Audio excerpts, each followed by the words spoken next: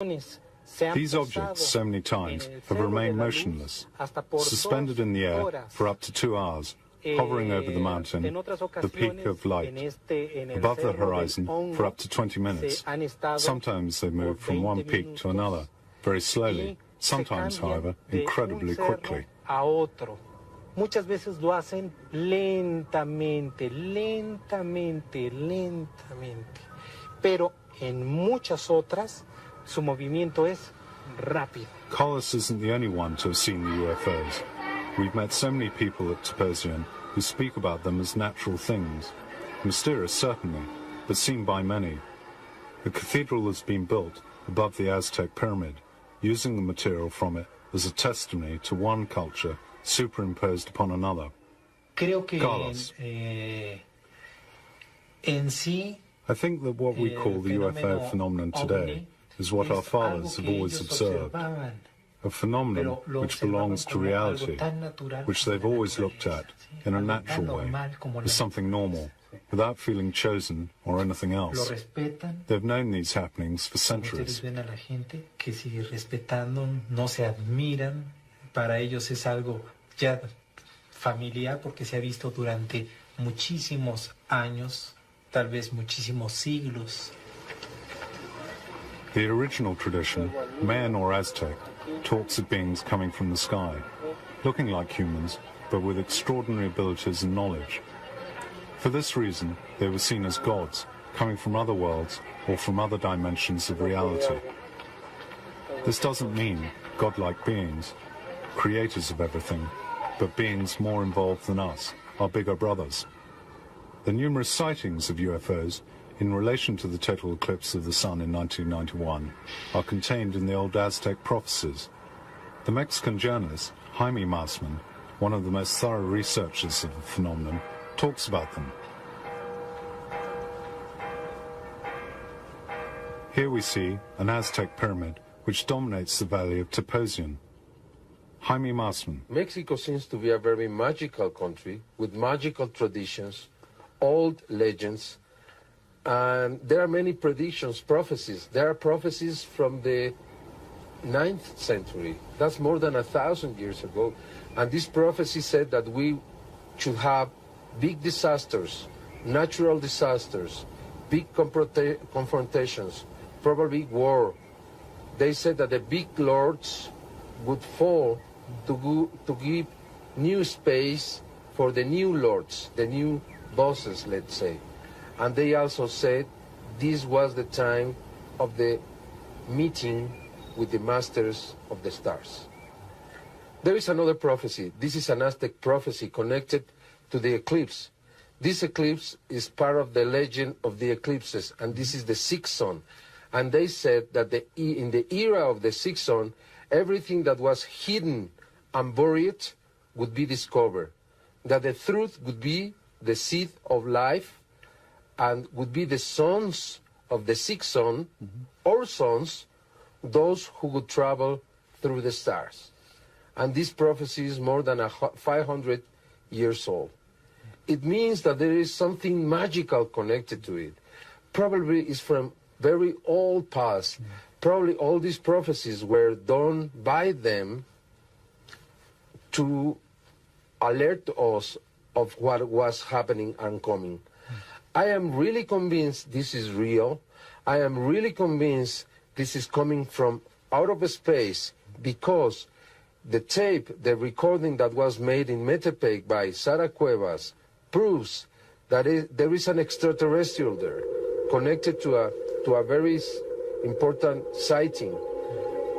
That means that these UFOs are maneuvered by these extraterrestrials.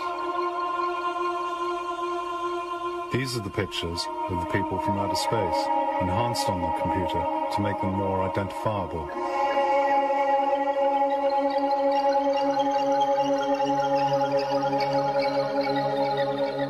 And this is an old Aztec representation of a being coming down from the sky on a cloud, which rules a whole palace, and of a being coming down symbolically on a winged dragon, perhaps their way of indicating a flying object.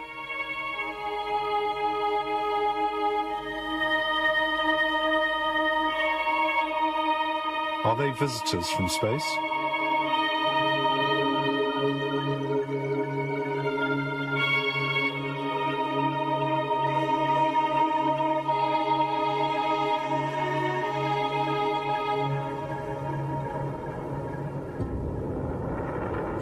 On this base relief, according to many experts, an astronaut is portrayed, sitting down in command of a spaceship.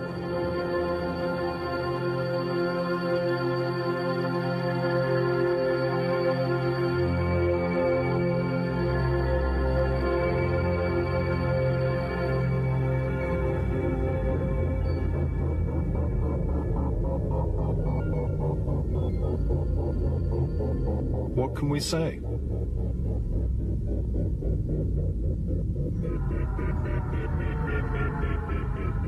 In the old traditions, they talk about beings who came down from the sky to bring culture. Then they went away, saying that one day they would come down the old stairs again. The translation of the Mayan hieroglyphics says just this: one day, Kukulkan will return. Is he about to? In ancient cultures, beings from the sky were seen as gods. Is it only a fantasy? It seems not. Only a few years ago, anthropologists discovered the same phenomenon, which they called the cargo cult. Whole populations in New Guinea remained in total isolation from our civilization until towards the end of the Second World War. Then, they saw helicopters and military planes land on their islands, which were transformed into small bases. To get round the population, the pilots bought gifts. At the end of the conflict, the bases were abandoned. The anthropologists who consequently returned there discovered that a new cult had been born. The natives adored the planes and its occupants. They became gods from the sky. The USA. For generations, the Hopi Indians have handed down the memory of the visit by beings from space, and they portray them like this. They are the Casino, mysterious beings who brought great teachings. For generations, these masked men have been dancing so they will not be frightened of them when they return.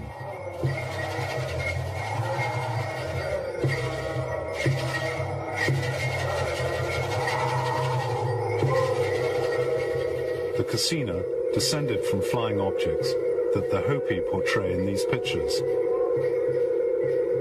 They believe that one day the Casino will return. Some tribes say that they've been visited in recent years by beings from space.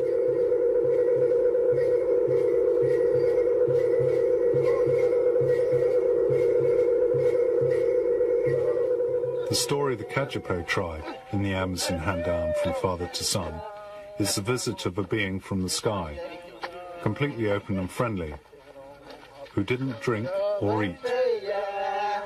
In one night, he learnt their language and taught them farming and hunting skills. Before leaving, he promised to return.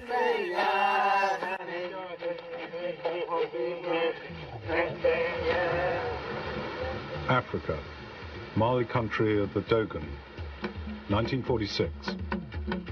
The old priest, Ogo Tomeli, explained to the anthropologist, Marcel Griol, their vision of the world. The constellation of Sirius is visible to the naked eye, but Griol was surprised to find that the Dogon knew Sirius B in minute detail, including a very weak star, only visible with powerful telescopes. Sirius B is described as very small, made of very heavy metal, rotating around Sirius A with a cycle of 50 years. All of that is accurate, but that's only been known for a few years. This looks like much more than a mere coincidence.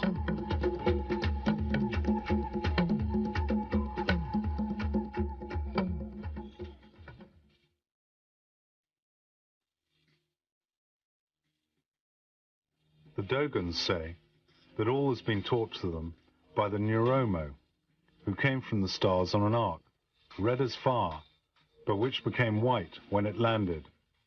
It had a pyramid shape. Surely this sounds like what we now call UFOs.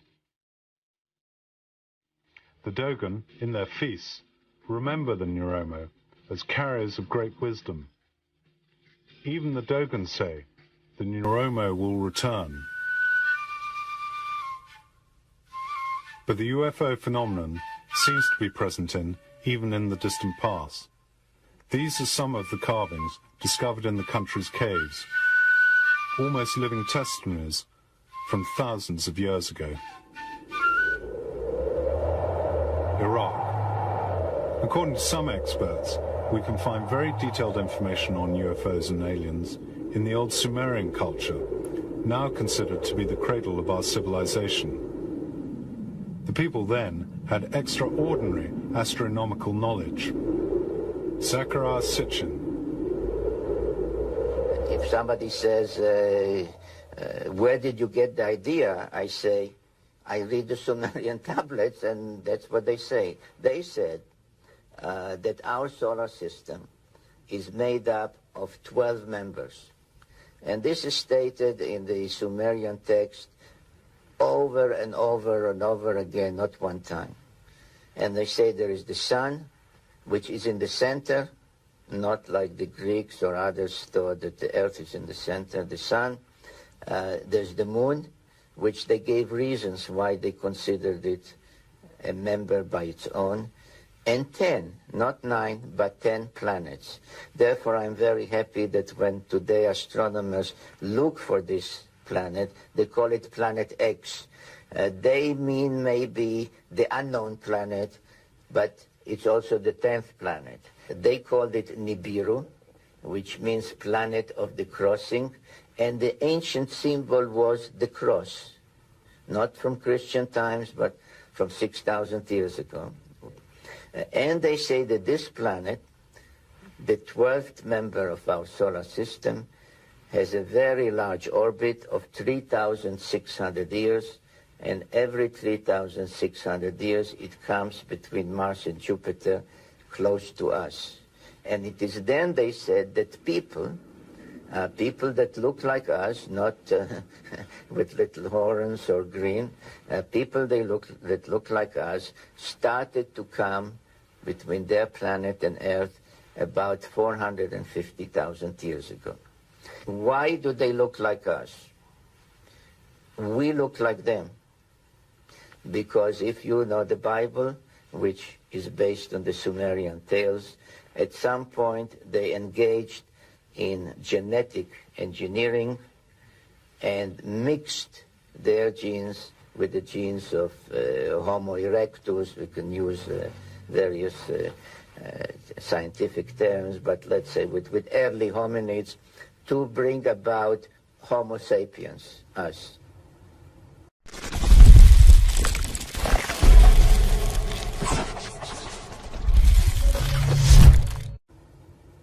They, Sumerians, call them Anunnaki, which means literally those who from heaven to earth came. It was not a one-time visit like they were traveling from here to there and crashed.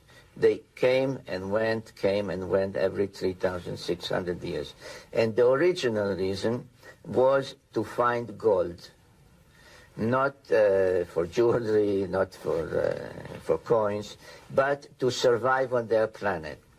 Because according to all these texts that they dictated to the Sumerians about how it started and why they came and what they did before we knew how to write, that they were losing the atmosphere on their planet. And the atmosphere was the only thing, not only for breathing, etc., but that protected the heat, because the planet goes out very far, it's very cold, but has internal heat, which is protected only by the atmosphere, like a hothouse, like a greenhouse. If you lose the atmosphere, you lose life. So their scientists decided that the only way to protect it is to create a shield of gold particles. And Earth, apparently, is the only planet in our solar system that has gold. All the religions we know about, even the esoteric ones like the Hindu and the Maya, etc., not to speak about the Bible, which speaks about the return of the kingdom of heaven to earth, the second coming, all these expressions. The Jews believe in messianic times. Also, it seems that the memory of mankind all over the world is that they will come back. All the indications, there's the Maya calendar, which comes to a culmination in 2012. Or many, many signs that things are about to happen. I cannot tell you now exactly the date. The question, the interesting question is, what will happen when they come back? If you check the progress of our civilization, the Sumerians, before the Sumerians, you know, the Neolithic, the New Stone Age, the Mesolithic, etc., it was every 3,600 years. It is as if each time they come, they take a look at us and say, okay, let's give them more knowledge, more civilization. But one time they said it's no good. So what will happen, I don't know. I'm not a prophet, but I can tell you what happened in the past. Of course, these are both amazing and frightening things. But couldn't this tablet be interpreted as showing the descent of a spaceship? Is it a question of God? Either you say each planet is a little world and has its own God, or you say there's one God for the whole universe. And this is what the Anunnaki believed in. Their God was the God of the universe. And this also comes out in the Bible, especially in the prophets, Jeremiah, Isaiah, etc., of a universal God that encompasses the whole universe. Is this the link between the Sumerians and the ancient Egyptians? The gods were the same. They're called different names, but they were the same Anunnaki. According to the Egyptian religion, they believed that the Pharaoh, being a demigod, half a god, was entitled, after his death, to go on a journey to the afterlife to join the gods on their planet. So the whole Egyptian religion, the whole Egyptian royal life, all the monuments, all the temples were really geared to this one moment when the Pharaoh, dying, was mummified and through a door facing east joined the gods. In my book, I describe the journey not as a mythical journey, but as a real journey to the spaceport of the Anunnaki after the deluge, with which the pyramids are connected as the landing corridor. And it was there that the Egyptian pharaohs wanted to join the gods to travel to the planet. That no pharaoh built the pyramid. The Anunnaki built it as part of a landing corridor to the spaceport in the Sinai. Even in the old Egyptian texts, the descent to Earth of beings from the sky is talked about. This may be surprising, but it's what numerous experts maintain. Monsieur Bouval. Les anciens Égyptiens nous disent que the ancient Egyptians maintained that their ancestors had come from the stars and that they were the descendants of those ancestors, and as part of their heritage would one day return to their native lands, the stars.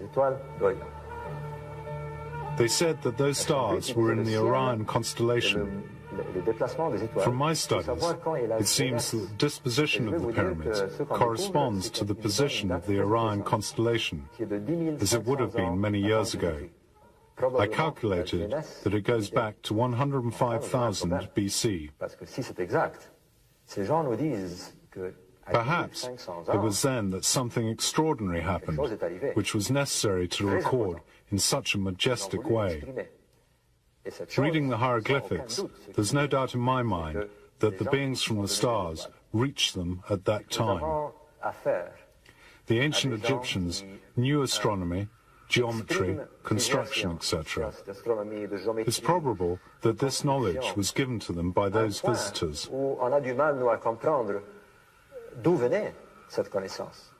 You see, according to many Egyptologists, the pyramids of Giza marked the beginning of a civilization, but I don't agree. I think it was a question of a long-term plan, an apotheosis, which expresses something which had been a long time in the making. Even in the Bible, there are episodes which would make you think of the descent of the spaceships, like that of the prophet Ezekiel and the Square of Fire. This was in 500 BC. Eric von Daniken. Ezekiel describes what he saw. It was a luminous square which got nearer to him. He describes the rotation of it, its wings, the noise, which he compared to that of a military camp, or to the roar of a great mass of water.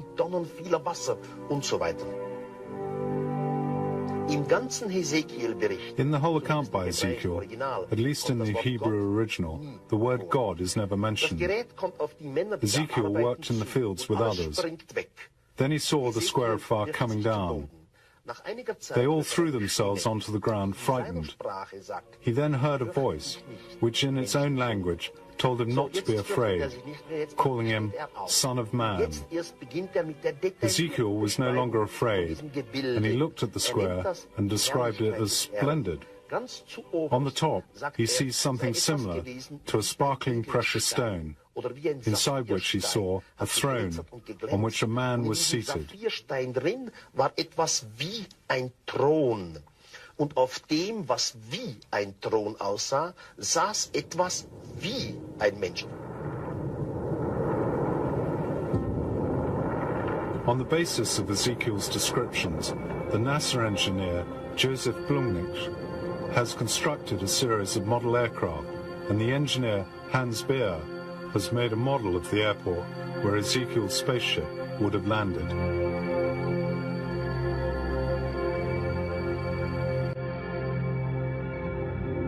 Now we're in India. In the ancient Vedic texts, you can find testimonies of astronauts who've come from other worlds and from other dimensions, who have met beings from different races, exhibiting extraordinary powers.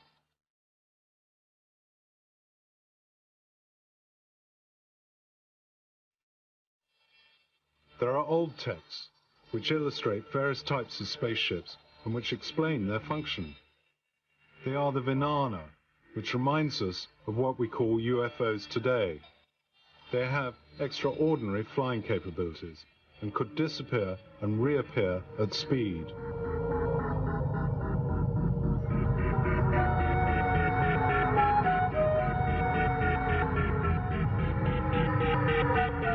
In the ancient texts, they talked about objects as big as whole cities parked in space, and from which smaller armed objects left to wage war with other flying objects. That's what's recounted in many of the old Vedic tales, but you have to read them in a positive, non-mythological way.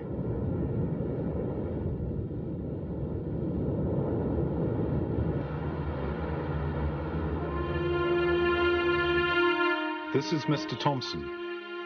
The UFO phenomenon and the descriptions in the ancient Sanskrit texts are referring to one common reality.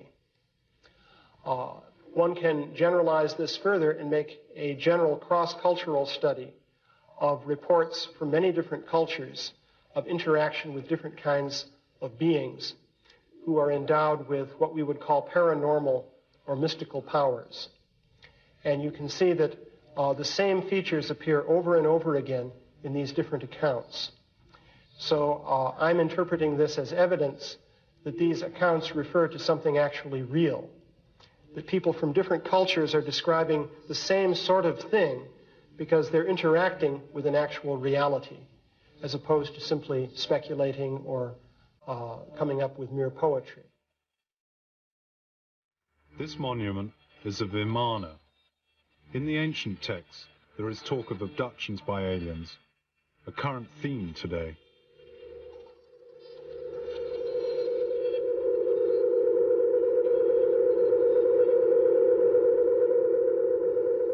If you go to the Mahabharata, which is an ancient Sanskrit text, you can read about the abduction of a man named Duryodhana, who was a king. He was carried away to another place by certain types of beings who then spoke to him and explained how they were using him as part of a political scheme that they were involved with. If you look at the specific way that they took him away, the way they dealt with him, the way they brought him back, the way he psychologically responded to this by forgetting about the whole episode and having an experience of missing time, as it's called, you'll see there are many parallels between that and the modern day accounts of abductions. So I would propose that a similar kind of thing is happening. But is there a common thread between the various cultures? The old Indian traditions which go back to the Aryan writings, the Vedas. Now the Aryans, the so-called Aryans, came from Anatolia. And if you study again all these ancient religions and cultures, you see that they all are versions in their languages, with their names for the gods, of the Sumerian pantheon. All the ancient ones being the Indian ones.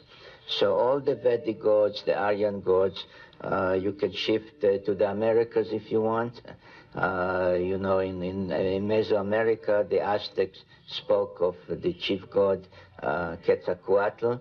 The Mayas called him Kukulkan. Both names meant the same thing. The winged serpent, the serpent with wings, which was the name of the Egyptian god Thoth, which was his name in Sumerian, in the pantheon there. So no matter how you change the names, or in South America, they called him Viracocha, which meant the father creator. So all these, if you strip them from their language and say, but what does it mean? What does Viracocha mean? What does this mean? You find that it is the same story, the same Anunnaki who came to Earth from Nibiru.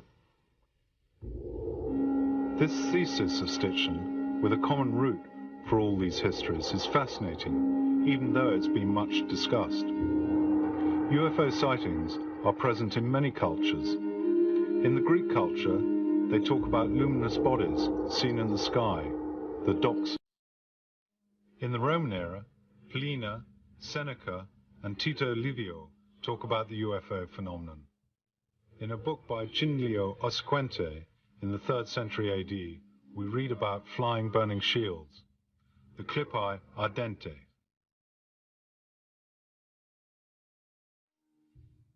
There are also UFOs painted in the Middle Ages and the Renaissance.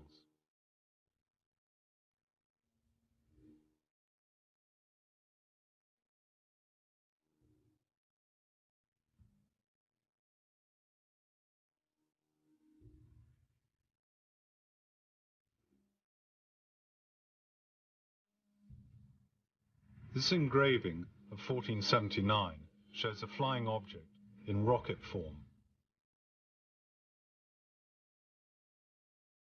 In the Basel Press in 1561, you can see spheres in the sky, and in Nuremberg, still in 1561, you can see burning columns.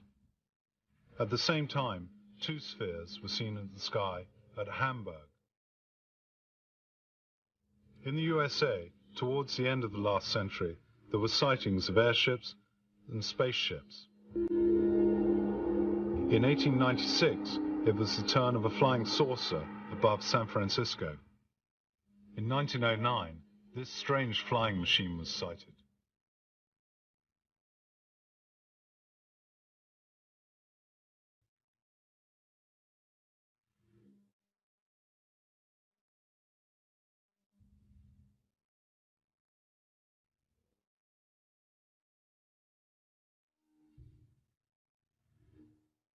modern history of the UFOs started on the 24th of June, 1947, with the sighting of a mysterious object by the American pilot Kenneth Arnold. But how did the UFOs, over the centuries, have so many different shapes? Johannes Viehbag. I think that it's an explanation. My hypothesis, that I have called the hypothesis of the blackout, is that these objects adapt themselves to our imagination. What we see are not spaceships in the sense in which we understand as our rockets or space probes. They are projections, which we can also assume are material forms. I think that they adapt themselves to our conceptions of the moment. Probably for this reason, the Middle Ages, sailing ships were not seen 100 years ago, like those described by Jules Verne. Today, however, we see discs, cigarette-shaped objects, or more recently, triangular objects. Perhaps the whole UFO still adapting to our imagination of the moment. A phenomenon which seems to be linked to this complex and mysterious theme is that of crop circles. The question one could ask is there perhaps someone who's trying to tell us something, as they were thousands of years ago?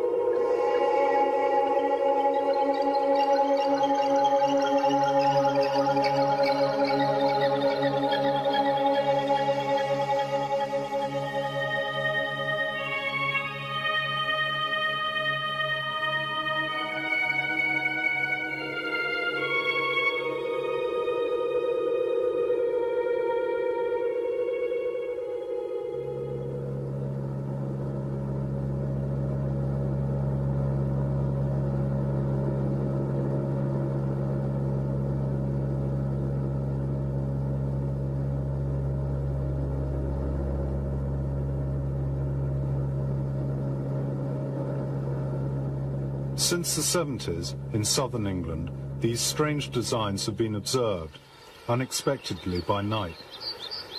It was immediately thought of as a hoax, which was true in some cases. But the study of the phenomenon shows that many circles are genuine, and abnormal radioactivity was revealed on the spot and in the lab. A change, the structure of the wheat ears, was examined. What's more, the ear spikes are only bent and not broken. How is this possible? And the fields have obviously been interfered with. Mr. Taylor. They are definitely genuine. I have lots of information to prove that something locks on to a particular thing in the cornfields, and they do this in the dark. What happens, you have a green field, and whatever it is it can see in the dark, to such an extent it will pick a line that your eyes, the human eyes, cannot pick up in the day, lock onto that, and use that as a center point. I have many small circles about this big, right in the middle of the tram lines, and that's about 11 meters away from anywhere, and there are no marks to it at all. And then the crop circle can form any size it wishes from that point onwards. The phenomenon is present in many countries, not just England. All over the world. They're in Russia and as well. We've had Russian people come to England to look at our crop circles to see if they're the same as the ones they have in Russia. We have them in ice lakes. We've had them in Sweden, in Canada. 3 countries altogether where we have enormous rings cut into ice. And the strange thing is the water doesn't freeze over again. It just simply stays with a ring in the middle of this lake. And that's very difficult to understand.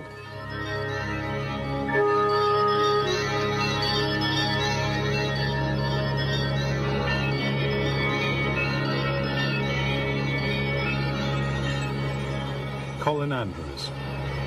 Certainly since 1989, there began hoaxing. So undoubtedly, many of the crop circles appearing around the world, but particularly in southern England, are hoaxed circles.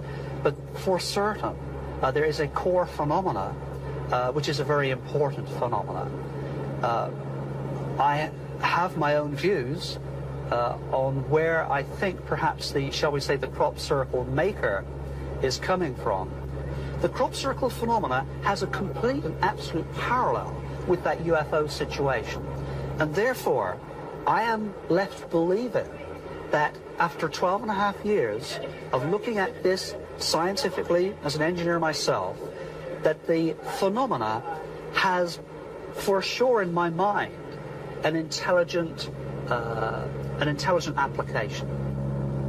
No, it is not a joke.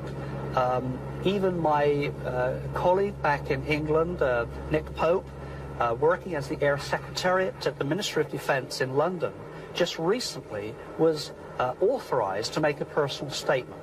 And it's a very important personal statement. That being that the phenomena is real, and that as far as the UFO component is concerned, that 5% of the aerial phenomena reported to the Ministry of Defence in London during the 3-year period of his particular office, a very responsible office there, the 5% were classified as unexplained, and he went on to say far more than I would ever have imagined. And he said that he believed they were possibly and even probably of extraterrestrial origin. And here we now have a man who basically has broken ranks because he feels, as I feel, this is incredibly important, and it's important to our time. This is a very important time for the survival of humanity, let alone the resolution of a phenomenon of this kind, which is potentially profound. This is a special time. Since 1976, when we first realized the significance of the ozone problem and the deterioration in the environmental situation, since that time, that same year, the crop circle phenomena arrived. It has continued to escalate in complexity, in its size, in its distribution.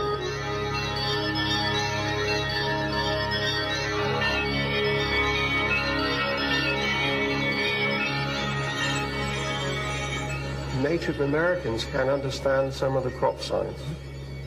And when I went to America, a Hopi Indian drew out exactly this design. He did not know that I had this on my files. And he explained that this is the sign of the Creator returning. And when we see this sign, we must be ready for him.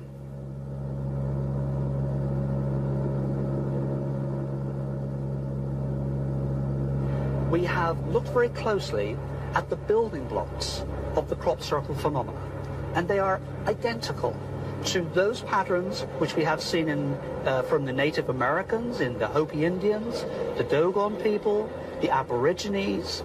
All of the indigenous peoples have drawn these same patterns for many, many years. And when in experimental laboratory conditions, we attempt to look carefully at the human mind in a state of meditation, when you place a dark screen in front of your eyes and you try to think zero state, the first thing that occurs is that simple patterns begin to cross your vision. These are known as the phosphenes, the innermost workings of the human mind. These are the same patterns. It isn't a direct interference, it is a spiritual nudge, a pulling, a twigging, widening of our vision. And it starts in one place and must finish there. It's self.